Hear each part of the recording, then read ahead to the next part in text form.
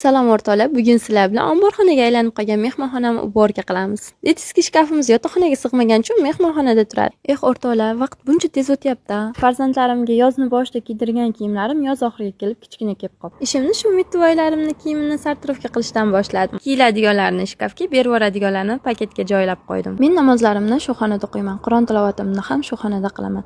Shuning uchun qizimni barcha o'yinchoq va qo'g'irchoqlarni bir joyga to'plab, ustini yopib qo'ydim. Yopib qo'yganim sababi so'nggi paytlarda namozlarimda tez-tez chalg'ib qolayotgandim. Bu haqida ustozimdan maslahat so'raganimda, ular namoz o'qiydigan joyda ko'zi bor rasm yoki qo'g'irchoqlar ochiq turmasin, ustini yopib qo'ying dedi. Chunki ular ibodatda diqqatni chalg'itadi. Hattoki Buxoriy va Muslim rivoyatida ham kelgan, farishtalar it va tasvir bo'lgan uyga kirmaydilar. Shuning uchun men ham qizimning o'yinchoqlarini ustini yopib qo'ydim. Shu sabab bo'ldimi namozlarimda ancha xotirjamlik, sokinlik ortdi. Keyin esa shkafim pastki qavatini yig'ishtirayotib, biroz xotiralar olamiga sho'ng'idim. Kollej davrimdagi vinitkamni topib oldim. U paytlar mazza davrlar edi, g'am tashvishsiz, dardimiz faqat o'yin ko'rgu edi. Kollejdan esa to'g'ri universitet xotiralariga uchib ketdim. Qarang, bu diplomlarni olish uchun necha yil umrimni sarflabman. Universitetni ham darrova bitiribmiz.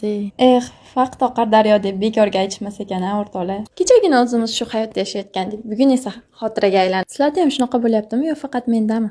Komment yozinglar, birga gaplashamiz. Ha, aytgancha obuna bo'lishni unutmang, Keyingi safar dildan suhbatlashamiz, xo'pmi? Omborxonaga aylanib qolay degan mehmonxonami yana mehmonxonaga aylantirganim yoqqan bo'lsa, tegidagi yurakchani qizartirib qo'ying o'rtoqjon.